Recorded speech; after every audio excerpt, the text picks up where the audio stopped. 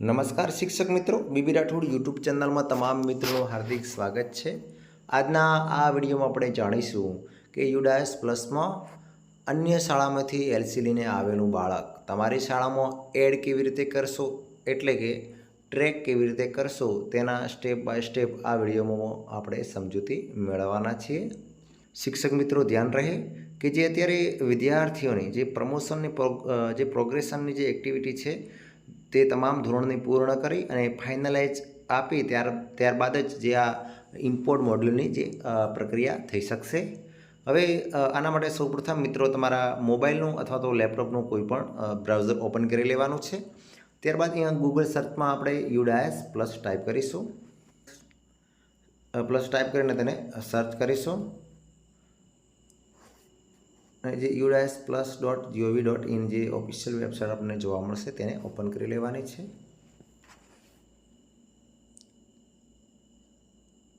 ત્યારબાદ જે login for all module છે તેના પર ક્લિક કરવાનું છે।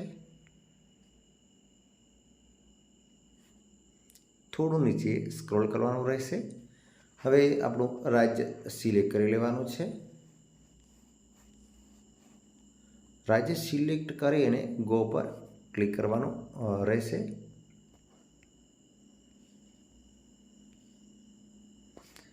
તેની અંદર જે મિત્રો જે સ્ટુડન્ટ મોડ્યુલ છે તેને આપણે ઓપન કરી લેવાનું છે, એટલે લોગિન છે તેના પર ક્લિક કરવાનું રહેશે। લોગિન પર ક્લિક કરતાં મિત્રો તમને આવો ઇન્ટરફેસ જોવા મળશે। હવે અહીંયા આપણે સ્કૂલનો યુડાયસ કોડ એન્ટર કરી, પાસવર્ડ એન્ટર કરી અને જે બાજુ નીચે આપેલો કેપ્ચા કોડ એન્ટર કરી અને આપણે લોગિન કરી લેવાનું રહેશે।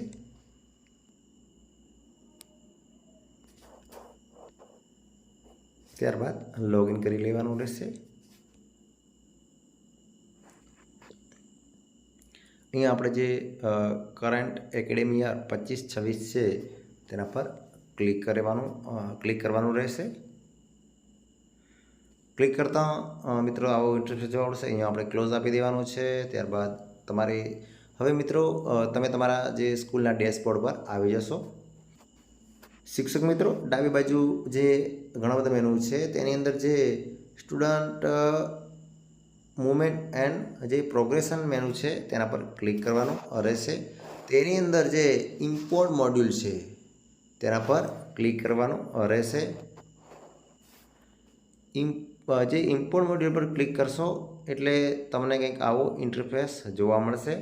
હવે અહીંયા તમને 3 પ્રકારના ઓપ્શન જોવા મળશે મિત્રો। ફર્સ્ટ જે ઓપ્શન છે ઇમ્પોર્ટ વિધિન સ્ટેટ, એટલે કે આપણે પોતાના રાજ્યમાંથી જે બાળક ટ્રેક કરવું છે એ જે બીજું ઓપ્શન છે તે છે ઇમ્પોર્ટ આઉટસાઇડ સ્ટેટ, એટલે કે અન્ય રાજ્યમાંથી જો બાળક ટ્રેક કરવાનું હોય તો, અને જે ત્રીજું ઓપ્શન છે ડ્રોપબોક્સ ઇનએક્ટિવ સ્ટુડન્ટ લિસ્ટ। એ 3 ઓપ્શન જોવા મળે છે। હવે આપણે જે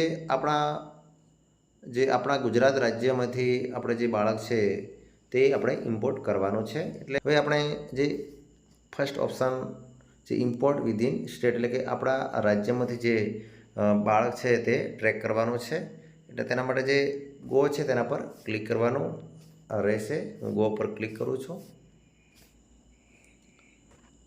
શિક્ષક મિત્રો ગો પર ક્લિક કરશો એટલે તમને કંઈક આવો ઇન્ટરફેસ જોવા મળશે। થોડું નીચે સ્ક્રોલ કરવાનું છે। હવે અહીંયા આપણે જે વિદ્યાર્થીને ટ્રેક કરવાનો છે તે વિદ્યાર્થીનો અહીંયા પેન નંબર એન્ટર કરવાનો છે।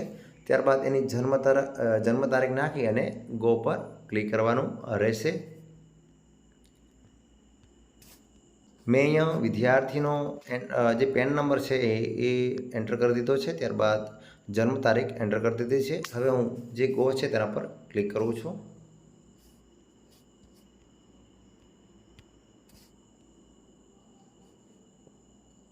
ગો પર ક્લિક કરશો એટલે મિત્રો નીચે સ્ક્રોલ કરશો એટલે અહીંયા જે તે બાળકને આપણે જે ટ્રેક કરવાનું છે, જે એડ કરવાનું છે આપણી શાળામાં, તે તમામ બાળકની જે ડિટેલ છે તમને અહીંયા જોવા મળશે। અહીંયા સ્ટુડન્ટ નેમ જોવા મળશે, જન્મ તારીખ, જે PAN number, mother name, student state code, તમામ વિગત તમને અહીંયા જોવા મળશે। હવે આપણે જે ટ્રેક કરવા માટે આપણી સ્કૂલમાં હવે આપણે સ્કૂલમાં એને ઇમ્પોર્ટ કરવા માટે થોડું હજુ નીચે સ્ક્રોલ કરવાનું છે.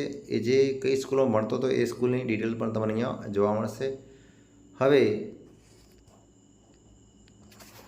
અહીંયા ધોરણ સિલેક્ટ કરી લેવાનું છે. ત્યારબાદ જે સેક્શન છે તે સિલેક્ટ કરી લેવાનું છે અને તમે જે તારીખે તમારી શાળામાં એ બાળકને એડમિશન આપો છો તે અહીંયા ડેટ એન્ટર કરી અને ઇમ્પોર્ટ છે તેના પર ક્લિક કરવાનું રહેશે.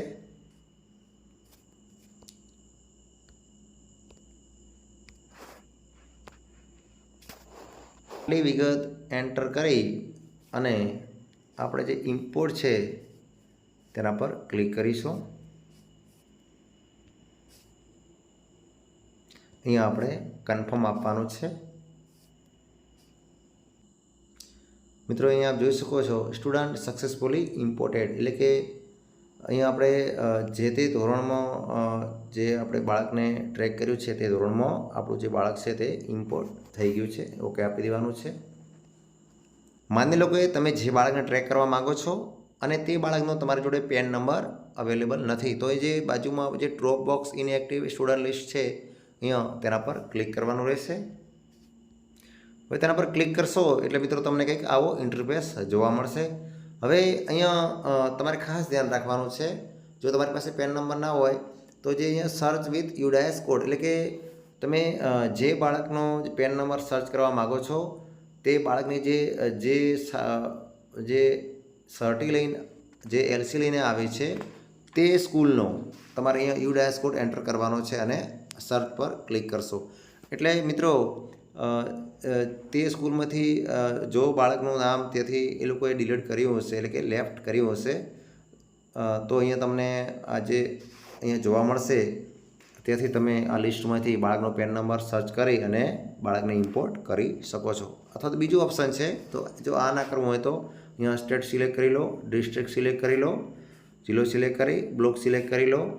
ત્યારબાદ સ્કૂલ જે તે બાળકની જે સિલેક્ટ કરી લો, જે બાળકમાં જે શાળામાંથી બાળક એલસી લઈને આવે છે તે સ્કૂલ સિલેક્ટ કરી લો અને ત્યારબાદ સર્ચ કરશો એટલે જે તે સ્કૂલમાં જેટલા બી બાળક ઇનએક્ટિવ હશે એટલે અથવા તો ડ્રોપ બોક્સમાં હશે તે તમામ બાળકોની જે લિસ્ટ છે એ તમને અહીંયા જોવા મળશે.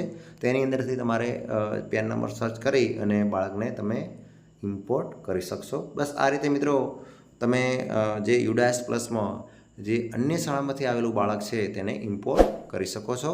મિત્રો જો અમારો વિડીયો ગમ્યો હોય તો અમારી ચેનલને ચોક્કસથી સબસ્ક્રાઈબ કરજો અને તમારા તમામ મિત્રો સુધી અવશ્ય શેર કરજો.